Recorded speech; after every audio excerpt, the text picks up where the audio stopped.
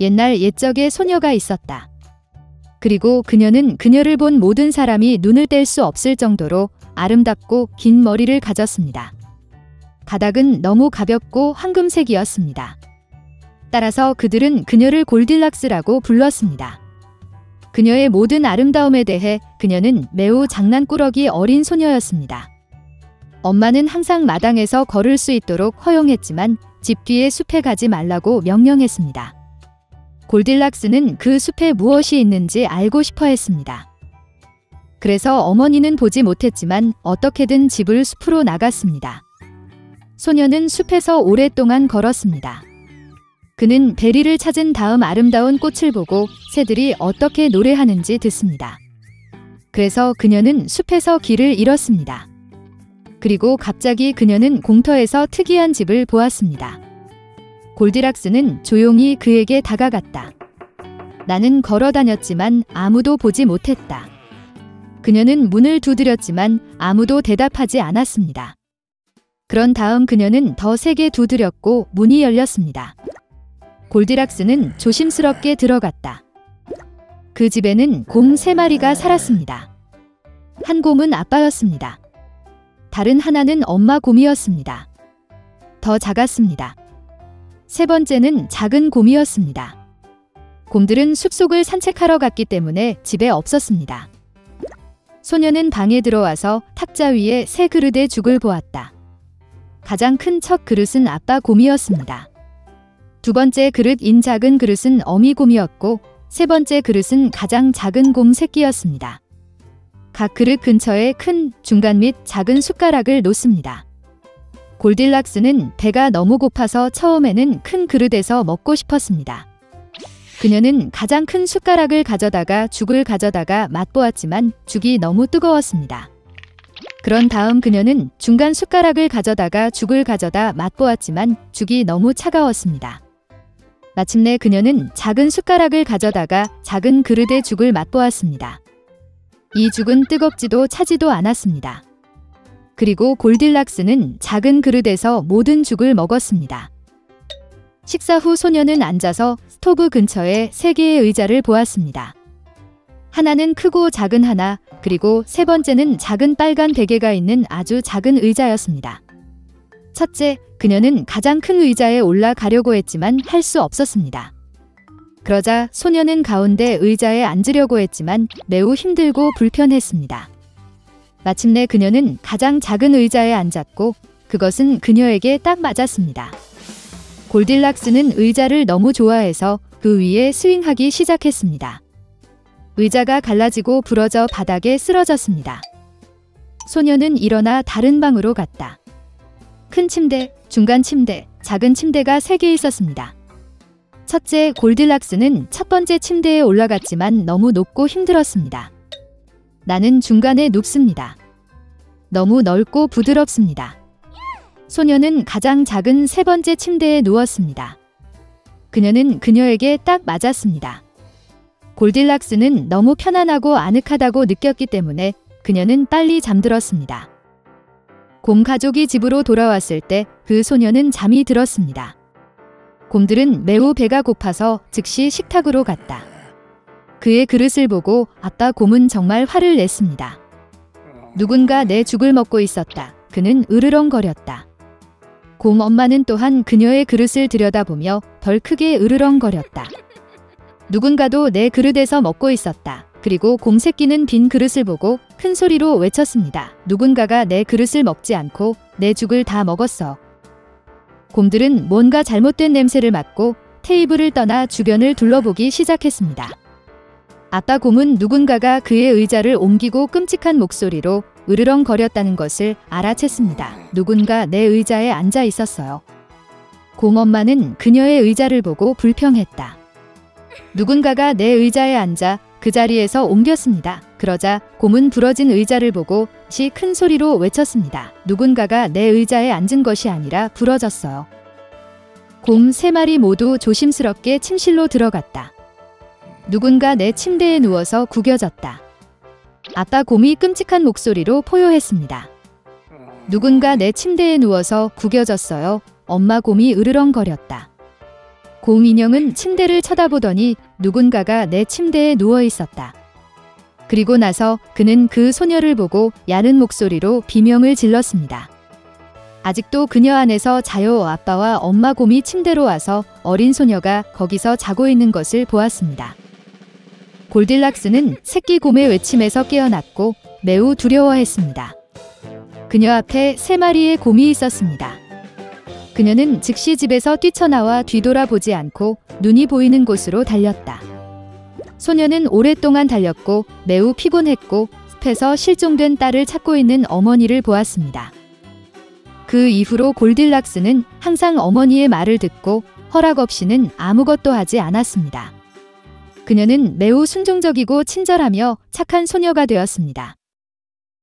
남편과 아내가 살았습니다. 오랫동안 그들은 이미 아이를 갖고 싶었지만 거기에 없었습니다. 어느 날 아내가 병에 걸렸습니다. 남편은 그녀에게 가장 원하는 것이 무엇인지 물었습니다. 아내는 가장 아름다운 꽃이 많이 자라는 웅장한 정원이 근처에 있다고 대답했습니다. 정원에는 아름다운 라푼젤이 있습니다. 너무 신선하고 녹색이어서 그녀가 정말 맛보고 싶었습니다.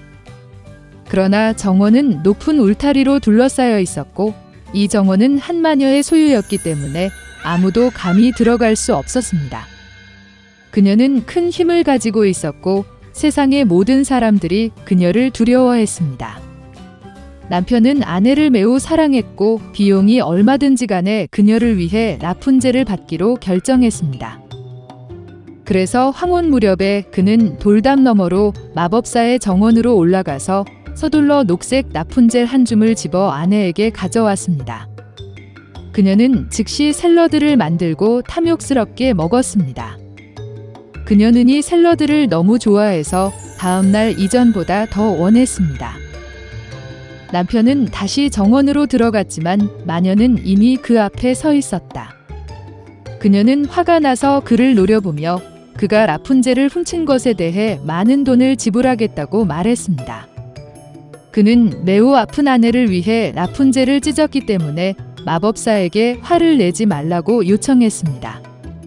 그리고 그는 그녀를 너무 사랑합니다. 마녀의 분노가 조금 지나갔고 그녀는 그것이 사실이라면 그가 원하는 만큼 라푼젤을 모으도록 허용하지만 한 가지 조건으로 말했다. 그는 아내에게 태어날 아이를 마녀에게 주어야 할 것입니다.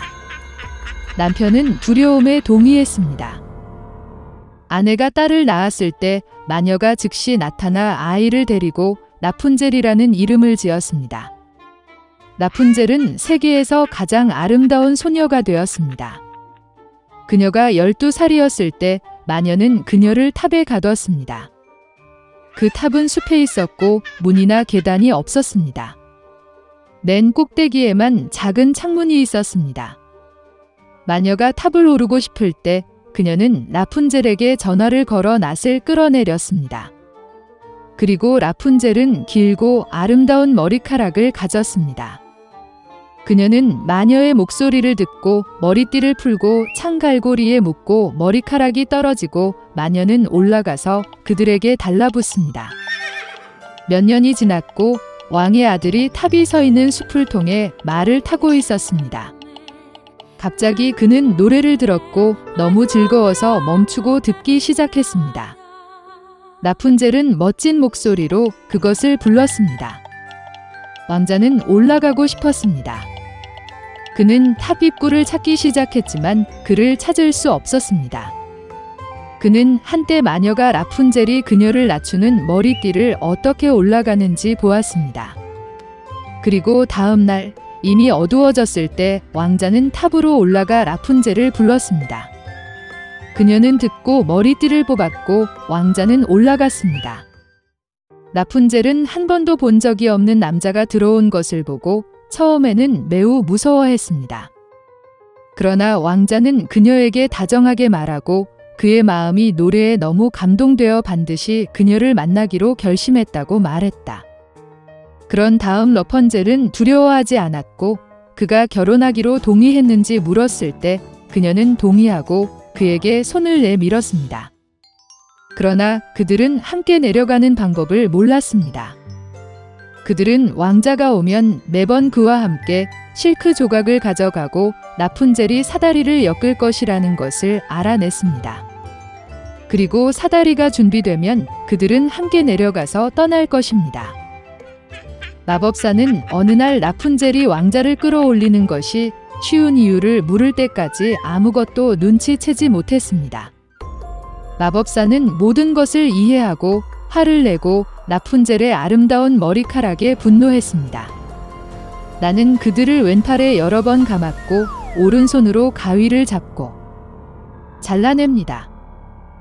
그녀는 마법사를 라푼젤의 울창한 덤불로 데려가 그곳에 숨겼습니다. 그녀는 잘린 머리띠를 창갈고리에 묶고 왕의 아들이 나타나자 그들을 아래로 당겼다. 왕자는 올라가서 마녀를 보았다. 그녀는 악의적인 표정으로 그를 바라보았고 그는 결코 라푼젤을 보지 않을 것이라고 말했습니다.